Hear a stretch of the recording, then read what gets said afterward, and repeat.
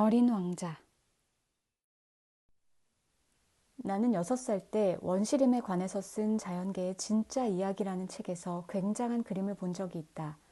그것은 보아뱀이 맹수를 삼키려 하고 있는 그림이었다. 그 그림을 여기에 옮겨보았다.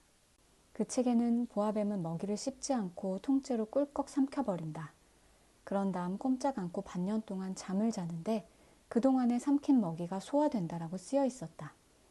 나는 이걸 읽고 밀림 속의 모험에 대해서 여러 가지로 깊이 생각해 보았다.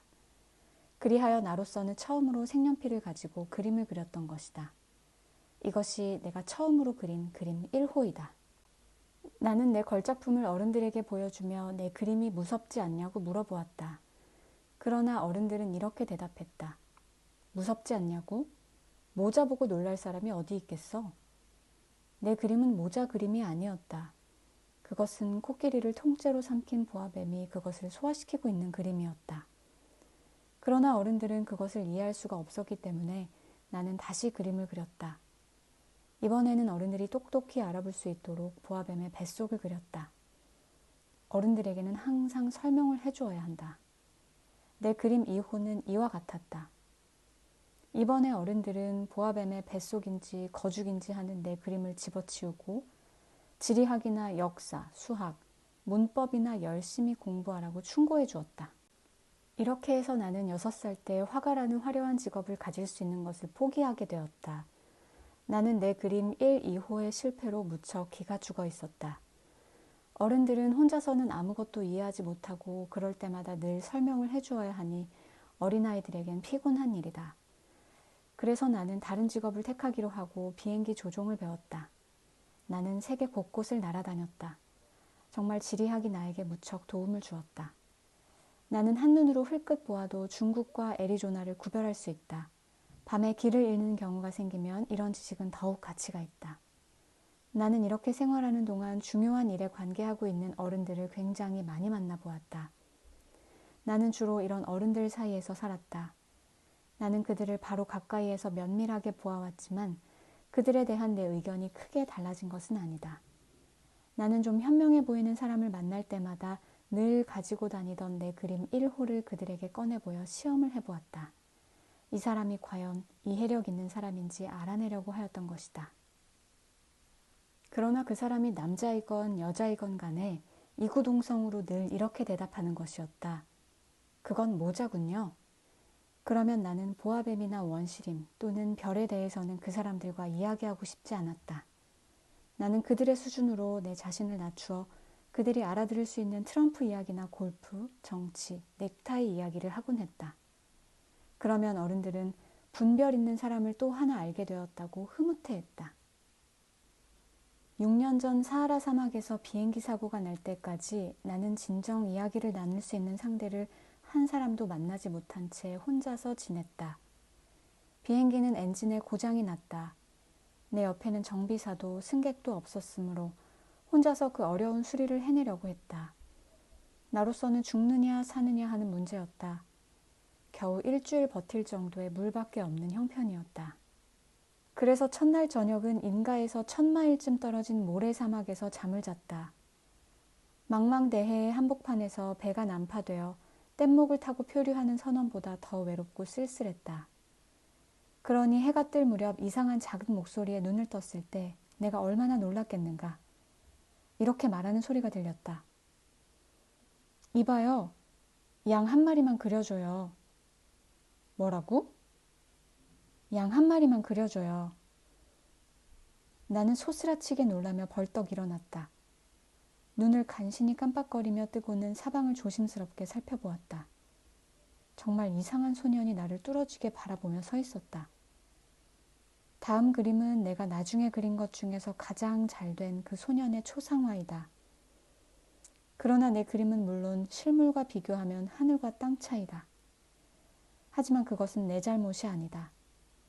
6살 때 어른들은 내가 화가로서 출세할 수 없다며 길을 꺾어 놓았다. 그래서 나는 보아뱀의 뱃속과 겉모양 말고는 아무것도 그리는 연습을 하지 않았다. 어쨌든 나는 너무도 놀란 나머지 눈을 휘둥그레 뜨고 내 앞에 갑자기 나타난 소년을 바라보았다. 거듭 말하지만 나는 사람이 사는 지역에서 1000마일이나 떨어진 곳에 있었다. 그런데 이 소녀는 사막에서 길을 잃고 방황하는 것 같지도 않았고, 피로로 지쳐 있거나 배가 고픈 것 같지도 않고, 그렇다고 목이 마르다거나 무서워 떠는 것 같지도 않았다. 아무리 보아도 인가에서 1000마일 떨어져 사는 사막의 한복판에서 길을 잃고 방황하는 아이라고는 볼 수 없었다. 마침내 나는 가까스로 정신을 차리고 말을 걸었다. 그런데 너는 여기서 뭘 하고 있지? 그러자 그 소녀는 아주 중요한 것을 말하는 듯이 천천히 몇 번이나 되풀이해서 말했다. 저 양의 그림을 그려줘요. 너무나 뜻밖의 신비한 일을 당하고 보면 누구나 순순히 거기에 따르게 마련이다. 사람이 사는 데서 1000마일이나 떨어진 곳이고 더구나 언제 죽을지 모르는 곳에서 양을 그린다는 것은 어처구니 없는 일이라는 생각도 들었지만 나는 호주머니에서 종이 한 장과 만년필을 꺼냈다. 그러나 그때 나는 지리와 역사, 산수와 문법밖에는 공부하지 않은 것에 생각이 미쳤다. 그래서 나는 이 소년에게 그림을 그릴 줄 모른다고 말했다. 그러자 그 소년은 이렇게 대답하였다. 그건 괜찮아요. 양의 그림을 그려줘요. 나는 양을 그려본 일이 없었다. 그래서 나는 내가 종종 그려보았던 2가지 그림 중 하나를 그려보았다. 그것은 보아뱀의 겉모습이었다. 그러자 놀랍게도 소년이 이렇게 말하는 것이었다. 틀렸어요, 틀려. 나는 보아뱀의 뱃속에 들어있는 코끼리 같은 건 싫단 말이야. 보아뱀은 아주 위험한 동물이고 코끼리는 너무 거추장스럽잖아요. 내가 사는 곳에서는 모든 것이 다 작아요. 내가 갖고 싶은 건 양이에요. 양을 그려줘요. 그래서 나는 할 수 없이 양을 그렸다. 소녀는 그것을 자세히 보더니 말했다. 틀렸어요. 이 양은 병에 걸려 앓고 있는 것 같아요. 다시 그려줘요. 그래서 나는 다시 양을 그렸다. 소녀는 봐주기라도 하듯이 싱긋 웃었다. 잘 봐요. 그가 말했다. 이것은 양이 아니에요. 이것은 염소예요. 뿔이 나 있잖아요. 그래서 나는 또다시 그렸다. 그러나 그것도 앞서 그린 것과 마찬가지로 소년의 마음에 들지 않았다. 이건 너무 늙은 양이에요. 나는 오래 살 양이 갖고 싶어요. 이쯤 되자 나는 더 참을 수가 없었다. 게다가 나는 비행기의 엔진 수리를 서두르고 있었으므로 다시 거칠게 급히 그려냈다.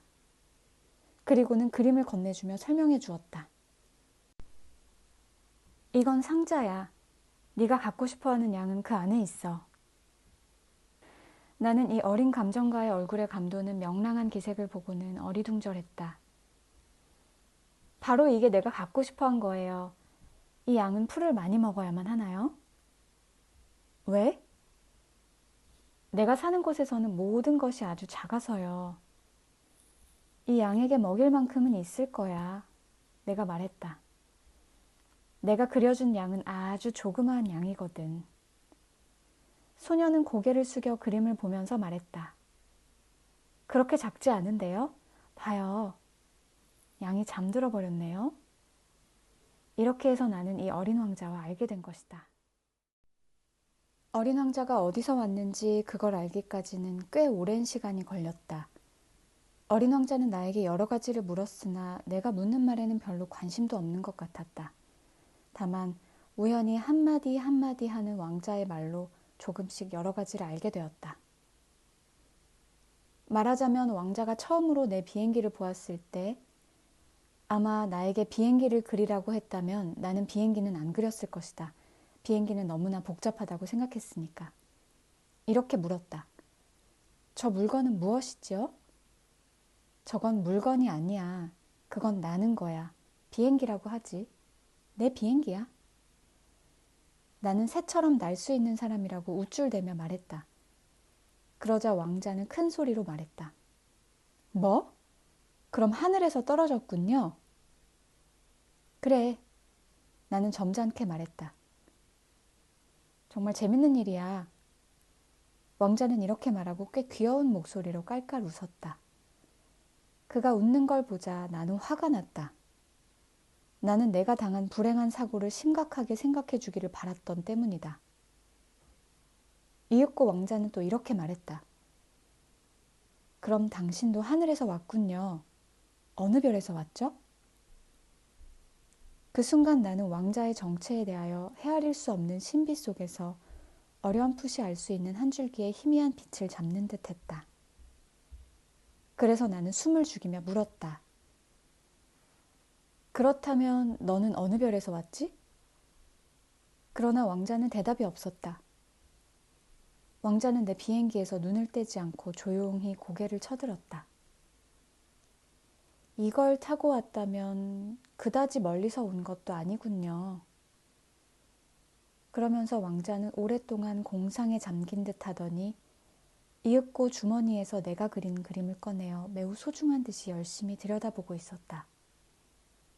아마 다른 별에서 왔는가 보구나 하는 반신반의적인 생각에 내 마음은 한없이 끌려 들어가고 있었다. 그래서 나는 이 문제에 대해서 좀 더 자세히 알려고 하였다. 그런데 너는 도대체 어디서 왔어? 내가 살고 있는 이곳이 어떤 곳인지 알고 있어? 내가 그린 양을 어디로 데려가려는 거지? 한참 동안 말없이 생각하더니 왕자는 이렇게 대답했다. 당신이 상자에 넣어준 것은 참 다행한 일이야. 밤이면 이 상자가 양의 집으로 사용될 수 있으니 말이야. 그렇고 말고 필요하다면 끈도 줄게. 낮에 양을 메어둘 수 있도록 말이야. 그리고 양을 메어두는 말뚝도 줄게. 그러나 내가 이렇게 말하자 왕자는 몹시 언짢은 기색을 보였다. 메어둔다고? 참 이상한 생각이군. 하지만 메어두지 않으면 내가 말했다. 어디로 가버려. 그래서 길을 잃고 말 거야. 왕자는 또 소리내어 깔깔 웃었다. 그렇지만 어디 갈 데도 없잖아. 아무 곳에나 똑바로 자꾸자꾸 가지. 그러자 왕자는 정색을 하고 말했다. 걱정할 건 없어. 내가 사는 곳은 모든 것이 아주 작으니까. 그리고는 어딘지 모르게 기가 죽은 듯한 표정으로 말했다. 똑바로 가봤댔자 그리 멀리는 못 갈 거야. 나는 이렇게 하여 또 한 가지 중대한 사실을 알아냈다. 그것은 왕자의 고향인 별은 겨우 집 한 채만한 크기의 별이라는 사실이었다. 그렇다고 나는 그 사실에 대해서 별로 놀라지 않았다.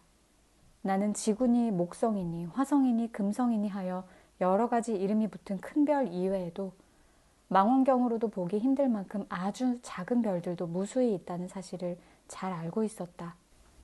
천문학자는 이런 별을 발견하면 그것에 이름 대신 번호만 붙여 쓴다. 예를 들면 작은 혹성 325번이라고 부를 수 있다. 나는 왕자의 고향인 별은 작은 혹성 B-612라고 생각하는데 그렇게 생각하는 데는 그럴 만한 이유가 있다. 이 작은 혹성은 망원경으로 오직 한 번 보았을 뿐이다. 이 사실은 1909년에 터키의 어느 천문학자에 의해서 관찰된 것이다. 이 천문학자는 국제천문학회의에서 자기가 발견한 별에 대해서 당당하게 증명한 일이 있었다. 그러나 그가 터키의 초라한 옷을 입고 있었기 때문에 아무도 그의 말을 믿으려 하지 않았다. 어른들이란 다 그런 것이다. 그러나 다행히 혹성 B-612의 평판을 듣고는 터키의 한 독재자가 자기 국민들이 유럽식 옷을 입지 않으면 사형에 처하겠다는 법령을 만들었다. 그래서 1920년에 그 천문학자는 아주 훌륭한 옷을 입고 그 별에 대한 증명을 다시 했던 것이다.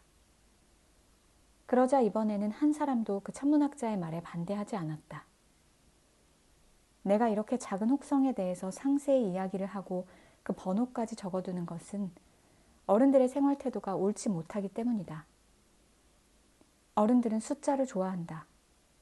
새로 사귄 친구들에 관해 이야기를 하면 어른들은 가장 중요한 일은 묻지도 않는다.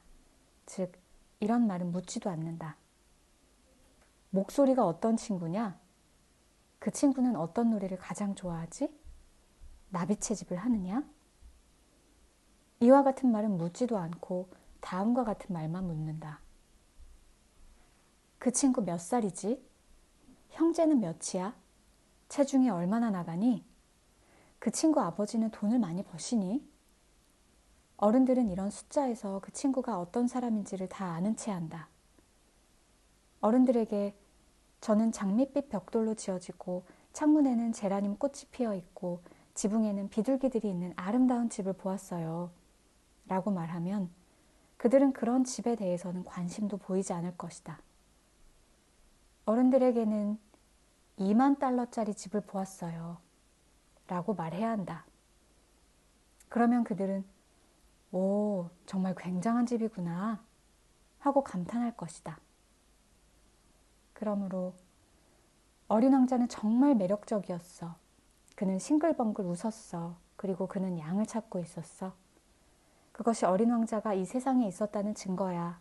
라고 말하거나 어떤 사람이 양을 갖고 싶어 한다면 그것이 그가 이 세상에 있다는 증거야. 라고 어른들에게 말한들 무슨 소용이 있겠는가. 아마 어른들은 당치도 않다는 표정으로 어깨를 으쓱해 보이며 어린애 취급할 것이다. 그러나 왕자는 작은 혹성 B-612별에서 왔어. 라고 하면 어른들은 알겠다는 표정을 지으며 그 이상 아무것도 묻지 않을 것이다. 어른들이란 다 그런 것이다. 그렇다고 어른들을 나쁘게 생각해서는 안 된다. 아이들은 항상 어른들을 너그럽게 봐주지 않으면 안 된다. 하지만 인생을 이해하는 우리에게는 숫자 같은 것은 문제가 되지 않는다. 나는 이 이야기를 옛날 이야기처럼 시작하고 싶었다. 옛날에 어린 왕자가 자기보다 약간 클까 말까한 별에서 살고 있었는데 그는 양 한 마리를 갖고 싶어 했지. 이렇게 말해도 인생을 이해하는 사람들에게는 내 이야기가 정말 같이 들렸을 것이다. 왜냐하면 나는 이 책을 누군가가 아무렇게나 읽어버리는 것을 바라지 않기 때문이다. 나는 어린 왕자와의 지난 추억을 적으면서 몹시 아픈 슬픔에 빠져버렸다. 나의 친구가 양을 데리고 내 곁을 떠나가 버린 지도 언 6년이 흘렀다. 이 친구의 이야기를 지금 여기에 쓰는 것은 그 친구를 잊어버리지 않기 위해서이다. 그 친구를 잊는다는 것은 슬픈 일이다. 누구나 친구다운 친구를 갖는 건 아니다. 만일 내가 그 친구를 잊는다면 나도 어쩌면 숫자에만 관심이 있는 어른들과 같은 사람이 될지도 모른다. 그런 생각에서 나는 다시 그림 물감과 연필을 샀던 것이다. 6살 때 보아뱀의 겉모양과 뱃속을 그린 그림 이외에는 아무것도 그려본 일이 없는 내가 지금 이 나이가 되어 다시 또 그림을 그린다는 것은 정말 어려운 일이다. 나도 물론 추상화는 될 수 있는 대로 실물에 가깝도록 그리려고 한다. 그러나 잘 될지 자신이 없다. 어떤 그림은 잘 되어도 어떤 그림은 실물에 비슷하지도 않다. 나는 왕자의 키에 있어서도 여러 번 실수를 했다. 왕자는 어떤 곳에서는 키가 너무 크고 또 어떤 곳에서는 너무 작거나 했다. 그리고 옷의 색깔에 있어서도 자신이 없다. 그러나 나는 서투른 솜씨이지만 최선을 다하여 그럭저럭 그려 대체로 그럴듯하게 그려놓았다. 아마도 가장 중요한 부분에서 역시 실수할지 모른다. 그러나 그런 것은 내 잘못은 아닐 것이다. 내 친구는 나에게 아무것도 설명해주지 않았으니까. 아마도 왕자는 나를 자기와 똑같은 사람이라고 생각했는지도 모른다. 그러나 나에게는 상자 안에 있는 양을 볼 수 있는 눈이 없다. 어쩌면 나도 조금은 어른들과 같을지도 모른다. 나도 나이를 먹어버렸으니까.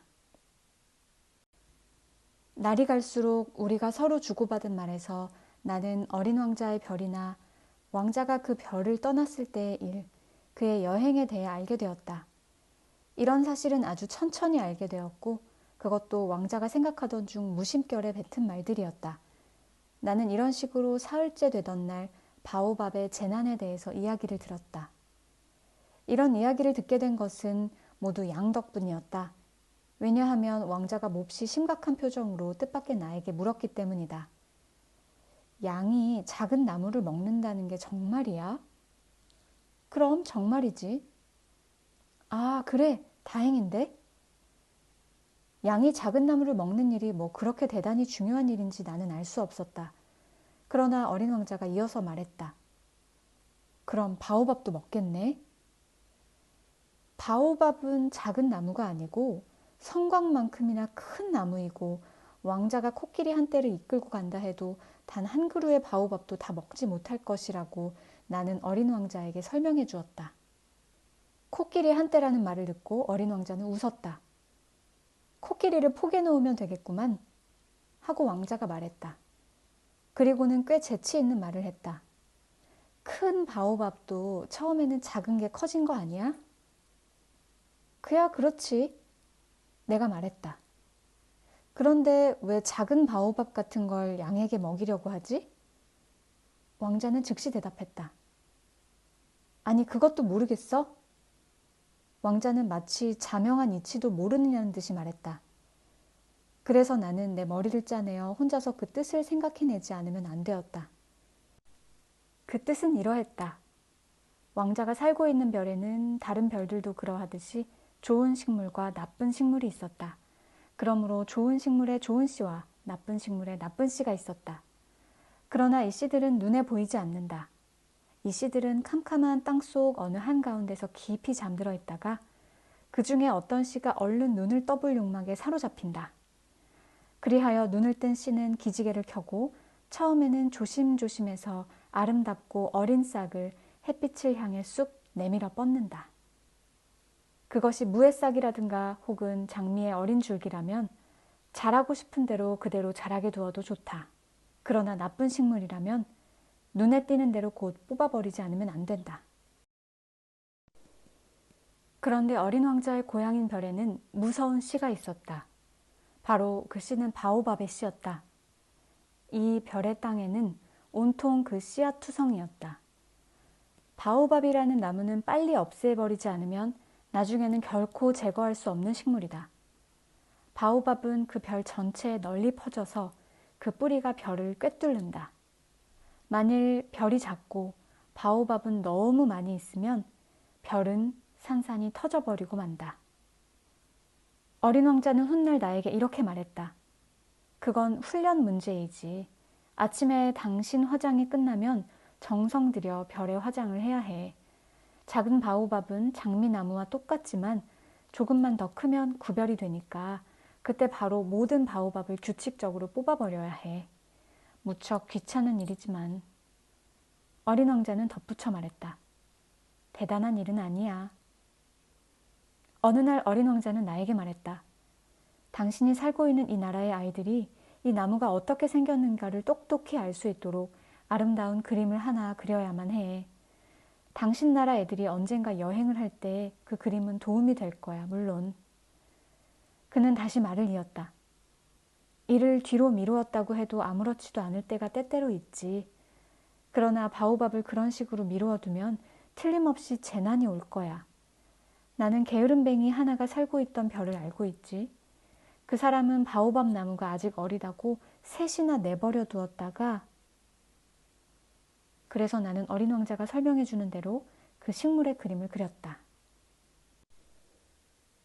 나는 도덕가와 같은 투로 큰 소리치고 싶지는 않다. 그러나 바오밥의 위험성에 대한 것은 거의 알려져 있지 않기 때문에 별의 세계에서 길을 잃고 헤매는 사람이 있다면 그 사람은 큰 위험을 무릅쓰게 될 것이다. 그래서 나는 한 번만 지금까지의 체면을 무시하고 노골적으로 이렇게 말하려 한다. 어린이 여러분, 바오밥에 조심하십시오. 나처럼 나의 친구들은 오랫동안 그 바오밥을 모른 채로 이 위험 속에 둘러싸여 있었다. 그래서 나는 그들을 위하여 애써 이 그림을 그렸다.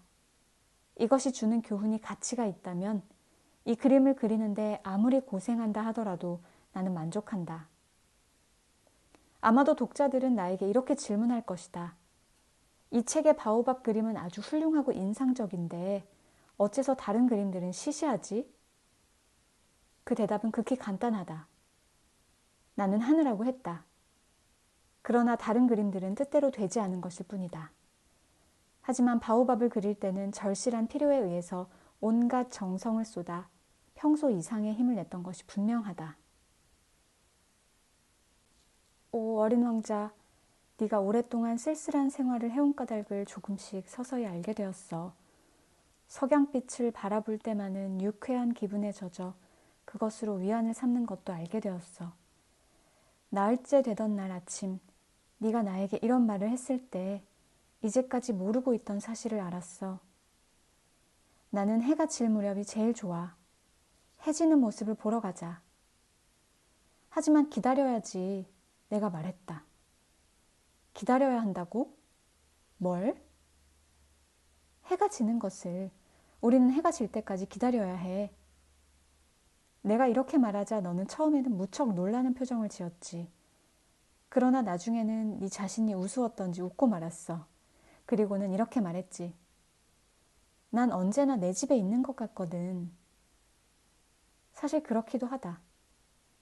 미국이 정오일 때는 누구나 알다시피 프랑스는 해질 무렵이지. 단숨에 프랑스로 날아갈 수 있다면 정오에도 당장 해지는 것을 볼 수 있겠지. 그런데 불행하게도 프랑스로 해지는 것을 보러 가기에는 너무도 멀어. 그러나 어린 왕자, 너의 조그마한 별 같으면 앉아있는 의자를 조금만 뒤로 물리기만 하면 보고 싶은 대로 저녁노을에 물든 일몰을 볼 수 있겠지? 난 언젠가 넌 이렇게 말했지? 해가 지는 것을 하루에 44번이나 보았어. 그리고 잠시 후 또 이런 말을 했어. 그런데 되게 슬플 때는 해지는 걸 보고 싶어. 그럼 그렇게 슬펐었니? 내가 물었다. 하루에 해지는 걸 44번이나 보게? 그러나 어린 왕자는 아무런 대답도 없었다.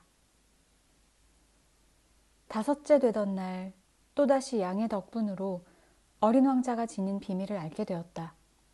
어린 왕자는 갑자기 어떤 속셈도 없이 마치 오래도록 잠자코 생각하던 문제에 궁금증이 생긴 듯 이런 말을 던졌다.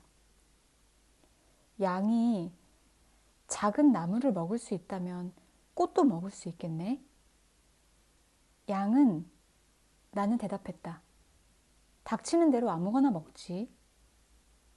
가시가 있는 꽃도? 그럼 가시가 있는 꽃도 먹고 말고. 그렇다면 가시는 무슨 소용이 있지? 그것은 내가 모르는 일이었다. 그 순간 나는 엔진에 꽉 죄어있는 나사를 늦추느라 정신이 없었다. 내 비행기의 고장이 좀처럼 고쳐질 것 같지 않아 여간 불안한 게 아니었다. 게다가 먹을 물도 거의 다 떨어져 꼼짝 못하고 죽게 생겼구나 하는 초조함이 말할 수 없었다. 가시는 무슨 소용이 있어?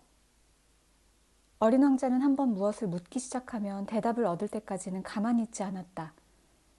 그러나 나로서는 나사를 빼는 일로 정신이 없었다. 그래서 생각나는 대로 아무렇게나 대답하고 말았다.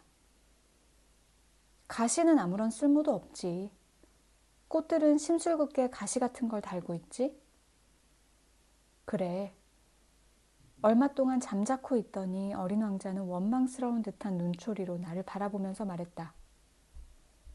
그건 거짓말이야. 꽃은 약한 생물이야. 순진하고. 꽃은 될 수 있는 한 자신을 안심시키려 해. 꽃은 그들의 가시가 무서운 무기라고 생각하고 있어. 나는 아무 말도 못했다. 그 순간 나는 속으로 이런 생각을 하고 있었다. 이 나사가 말을 안 들으면 망치로 부셔버려야지. 이때 어린 왕자가 내 생각을 흔들어 놓았다. 그런데 당신은 정말 꽃이란 것을 그렇게 생각하나? 아니야, 아니야. 나는 큰 소리로 말했다. 아니야. 나는 그렇게 생각한 게 아니야. 생각나는 대로 아무렇게나 대답한 거야. 네가 보다시피 중요한 일에 정신이 없어서. 어린 왕자는 어이없는 표정으로 내 얼굴을 바라보았다. 뭐 중요한 일이라고? 어린 왕자는 굉장히 흉측하게 보이는 물체 위에 엎드려 쇠망치를 들고 기름으로 손을 시커멓게 해가지고 있는 내 모습을 쳐다보고 있었다. 당신은 마치 어른 같은 말을 하는군. 나는 그 말을 듣고 좀 부끄러웠다. 그러나 어린 왕자는 이런 건 상관없이 말을 계속했다. 당신은 무엇 하나 분간 없이 혼동을 하고 있어. 어린 왕자는 정말로 굉장히 화가 나 있었다. 그리고는 금빛 머리를 바람에 날리며 말을 했다. 내가 알고 있는 어느 별에 검붉은 얼굴을 한 신사 한 분이 있었어. 그분은 아무도 사랑한 일도 없었고 일상 하고 있는 일이란 덧셈 뿐이야. 그리고 그는 날이면 날마다 당신처럼 나는 중요한 일로 바쁘단 말이야 라고 입버릇처럼 되풀이하고 또 되풀이하지. 그리고는 그 말이 무슨 자랑인 양 뽐내기만 하거든. 그러나 그는 사람이 아니야. 그는 버섯이란 말이야. 뭐라고? 버섯이란 말이야. 어린 왕자는 이제 아주 화가 나서 얼굴이 창백해져 있었다. 꽃은 이미 수백만 년 전부터 가시를 가지고 있어. 양도 수백만 년 전부터 꽃을 먹어왔고, 그런데 꽃이 어째서 그렇게 고생을 하며 그들에게 아무 쓸모없는 가시를 키우는지 그 뜻을 알려고 하는 일이 중요하지 않다는 말이야? 양과 꽃 사이의 싸움이 중요하지 않다고? 검붉은 뚱보 신사의 덧셈보다 더 중요하지 않다는 말이지? 내 별에서는 딴 곳에서는 절대로 자라지 않는 이 세상에서 오직 유일한 꽃이 하나 있는데 어느 날 아침 꼬마 양이 모르고 그만 똑 따먹어 버릴 수도 있다는 걸 난 알고 있어. 그럼 당신은 그런 일이 대단한 일이 아니라는 말이지? 어린 왕자는 이렇게 말을 계속하면서 창백하던 얼굴이 붉어졌다. 만일 어떤 사람이 수백만 개의 별들 중에 단 한 송이뿐인 꽃을 사랑한다면 그 사람은 그 많은 별을 바라보고 있는 것만으로도 행복하게 되지. 그는 속으로 이렇게 말할 수 있을 거야. 저기 어딘가에 내 꽃이 있겠지? 그러나 만일 양이 그 꽃을 먹어버리면 순식간에 그의 모든 별들이 없어져 버릴 텐데 당신은 그게 대단치 않다는 말이야? 어린 왕자는 그 이상 더 말을 할 수가 없었다. 슬픔에 흐느껴 목이 메었던 것이다. 밤이 되었다. 나는 손에 들었던 공구들을 놓아버렸다. 나의 쇠망치나 볼트나사 또는 목이 말라 죽는다는 생각이 무슨 그렇게 대단하단 말인가. 한 별 위에, 혹성 위에, 아니 내 별, 이 지구 위에 내가 달래야 할 한 어린 왕자가 있었던 것이다. 나는 어린 왕자를 껴안고 달래며 말했다. 네가 사랑하는 꽃은 안전해. 네 양에게 물릴 재갈을 그려주지. 꽃에 두를 울타리도 그려주고, 그리고 나는 어린 왕자에게 뭐라고 말해야 할지 몰랐다. 나는 쑥스러운 생각만 들어 머뭇거리기만 했다. 어떻게 하면 어린 왕자의 기분을 풀어주어 전처럼 정다운 사이로 다시 돌아오게 할 수 있을지 몰랐다. 눈물의 나라는 정말 알 수 없는 곳이다. 나는 얼마 안 되어서 그 꽃이 무슨 꽃인지 더 자세히 알게 되었다. 어린 왕자의 별에는 늘 소박한 꽃들이 피고 지고 했다. 이 꽃들은 꽃잎이 홑겹이고 또 자리를 거의 차지하지 않으며 누구에게도 방해되지 않았다. 아침에 풀 속에 피어났다가 저녁이면 벌써 없어지는 꽃이었다. 그러던 어느 날 어디선가 날아온 씨가 싹튼 것이다. 이 싹은 새로운 것이었다. 자기 별에 있는 조그마한 싹들과는 달랐기 때문에 어린 왕자는 이 조그마한 싹을 열심히 지켜보았다. 그것은 어쩌면 새 종류의 바오밥인지도 몰랐기 때문이다. 그러나 이 싹은 자라서 조그마한 나무가 되더니 더 크지 않고 꽃이 피기 시작했다. 첫 번째 탐스럽고 커다란 꽃봉오리를 보고 있던 어린 왕자는 금방 그 속에서 놀랄 만큼 아름다운 것이 쑥 나타날 것만 같은 뭔가를 느꼈다. 그러나 그 꽃은 녹색 방에 꼭 들어앉은 채 좀처럼 자기의 아름다움을 드러내 보이지 않았다. 꽃은 세심하게 옷 색깔을 고르고 있었다. 그리고 천천히 옷을 입고 있었다. 꽃잎을 하나하나 다듬고 있었다. 이 꽃은 양귀비꽃처럼 털복숭이 같은 모습으로 세상에 나오고 싶지 않았다. 눈이 부실 만큼 아름다운 모습이 아니고는 얼굴을 보이고 싶지 않았던 것이다. 정말 요염한 꽃이로군. 이렇게 신비한 치장은 며칠이고 계속되었다. 그러던 어느 날 아침 해가 막 솟아오르자 마침내 이 꽃은 얼굴을 내밀었다. 정성을 들여 꼼꼼히 화장을 한 그 꽃은 하품을 하면서 말했다. 아, 아직도 졸려. 어머, 실례했어요. 내 꽃잎이 아직도 헝클어져 있어요. 그러나 어린 왕자는 그 아름다움에 감탄하지 않을 수 없었다. 정말 아름답구나. 그래요? 꽃은 상냥하게 대답했다. 저는 해님과 같이 태어났어요. 어린 왕자는 이 꽃이 겸손하지 못하다고 생각했지만 홀릴 만큼 아름다운 꽃이라고 생각했다. 지금은 아침 먹을 시간이에요. 꽃은 잠시 후 말을 이었다. 저에게 뭘 주시지 않겠어요? 어린 왕자는 수줍어 머뭇머뭇하다가 맑은 물이 담긴 물뿌리개를 가지고 와서 꽃에게 아침밥을 주었다. 꽃은 피어나자마자 자기의 허영심을 가지고 어린 왕자를 괴롭혔다. 사실이 이렇다면 어린 왕자로서는 다루기가 여간 곤란한 일이 아니었다. 어느 날 꽃은 자기가 가지고 있는 4개의 가시 이야기를 하면서 어린 왕자에게 이렇게 말했다. 날카로운 발톱을 가진 호랑이라도 와보라지요. 내 별에는 호랑이가 없어. 어린 왕자가 반박했다. 그리고 어쨌든 호랑이는 풀을 안 먹어. 저는 풀이 아니에요. 꽃은 상냥하게 말했다. 내가 잘못했어. 저는 호랑이 같은 건 무섭지 않지만 꽃은 말을 이었다. 바람을 무서워해요. 바람막이를 해주시지 않겠어요? 바람을 무서워하다니 식물로서는 꽤 안 된 일이군. 이렇게 말하고는 어린 왕자는 속으로 생각했다. 이 꽃은 아주 까다로운 식물이야. 저녁에는 유리 덮개를 씌워주세요. 당신이 살고 있는 이곳은 정말 추워요. 하지만 내가 살던 나라에는 그러나 꽃은 말을 계속하려다 입을 다물었다. 사실 자기는 씨의 형태로 있었다. 그러므로 다른 세계를 알 까닭이 없었다. 자기도 모르게 새빨간 거짓말을 한 이 꽃은 부끄러워서 어린 왕자에게 자기가 한 말을 얼버무리려고 기침을 2-3번 하였다. 바람막이는 어찌 되었죠? 찾아보려고 했는데 네가 뭐라고 하기에. 그러자 꽃은 억지로 기침을 하였다. 그래서 어린 왕자는 꽃이 불쌍한 생각이 들어 괴로워하였다. 다정다감하고 착한 마음을 가진 어린 왕자이지만 곧 꽃을 의심하게 되었다. 꽃이 아무렇게나 짓거린 말을 진지하게 받아들인 어린 왕자는 불쾌한 생각이 들었다.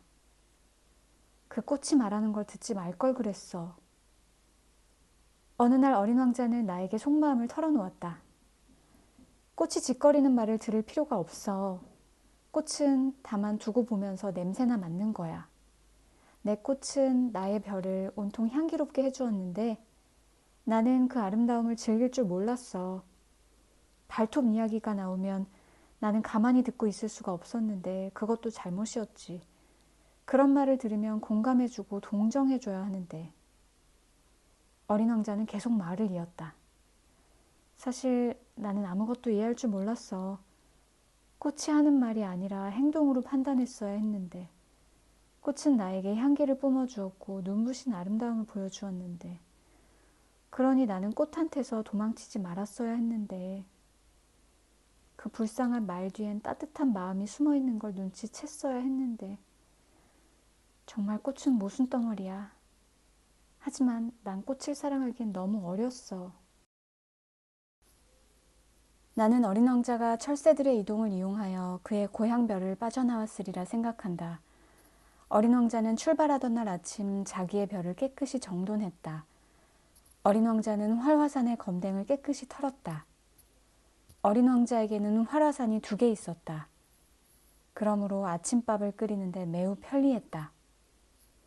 어린 왕자는 또한 사화산도 하나 가지고 있었다. 그러나 언제 폭발할지 전혀 알 수 없는 일이지 라고 말하면서 어린 왕자는 사화산도 깨끗이 털어냈다. 화산이라는 것은 검댕만 깨끗이 털어두면 폭발하지 않고 서서히 일정하게 연기를 내뿜는다. 화산 폭발은 굴뚝에서 뿜는 불과 같은 것이다. 이 지구상에는 우리 인간이 너무도 작기 때문에 화산의 검댕을 깨끗이 털어낼 수가 없다. 그렇기 때문에 우리는 화산의 폭발로 항상 괴로움을 당하고 만다. 어린 왕자는 또 근래에 도단한 바오밥의 싹을 약간 우울한 마음으로 뽑아버렸다. 2번 다시 돌아오지 않으리라고 생각하고 있었다. 그러나 떠나는 마지막 날 아침 늘 하던 일이지만 그날따라 이런 일들이 어린 왕자에게는 무척 소중한 일처럼 생각되었다. 그리고 마지막으로 꽃에 물을 주고 유리 덮개를 씌워주려 할 때는 눈물이 쏟아질 것 같았다. 잘 있거라 하고 어린 왕자는 꽃에게 작별 인사를 했다. 그러나 꽃은 아무 대답도 없었다. 잘 있어 하고 어린 왕자는 다시 말했다. 꽃은 기침을 했다. 꽃이 감기에 걸려서 그런 건 아니었다. 전 바보였어요. 꽃은 간신히 어린 왕자에게 말했다. 용서해 주세요. 그리고 부디 행복하세요. 어린 왕자는 꽃이 조금도 원망의 말을 하지 않았기 때문에 놀랐다. 어린 왕자는 바람막이 유리덮개를 손에 든 채 멍하니 서 있었다. 어린 왕자는 이 꽃이 어째서 이렇게 얌전히 있는지 알 수 없었다. 물론 나는 당신을 사랑해요. 꽃이 어린 왕자에게 말했다. 그동안 당신이 그걸 알지 못한 것은 제 잘못이에요. 하지만 그건 아무래도 좋아요. 정말 당신은 나와 마찬가지로 어리석었어요. 부디 행복하세요. 유리덮개는 내버려둬요. 이젠 그런 유리덮개는 필요 없어요. 하지만 바람이 불어오면 내 감기 같은 건 대단한 것이 아니에요. 시원한 밤바람이 나에게 유익할 거예요. 나는 꽃이니까요. 하지만 짐승이 나비와 친해지려면 2~3마리의 쐐기벌레 같은 건 참고 견뎌야죠. 나비는 참 아름답대요. 나비나 쐐기벌레가 아니라면 누가 나를 찾아와 주겠어요? 당신은 멀리 가버릴 거고. 큰 짐승 같은 건 조금도 무섭지 않아요. 나는 손톱이 있으니까요. 그리고는 꽃은 천진난만하게 4개의 손톱을 보여주면서 덧붙여 말했다. 그렇게 주저하지 말고 어서 가세요. 일단 떠나기로 마음먹었으면 어서 가세요. 꽃은 울고 있는 자기 모습을 어린 왕자에게 보이고 싶지 않았다. 그처럼 자존심이 강한 꽃이었다.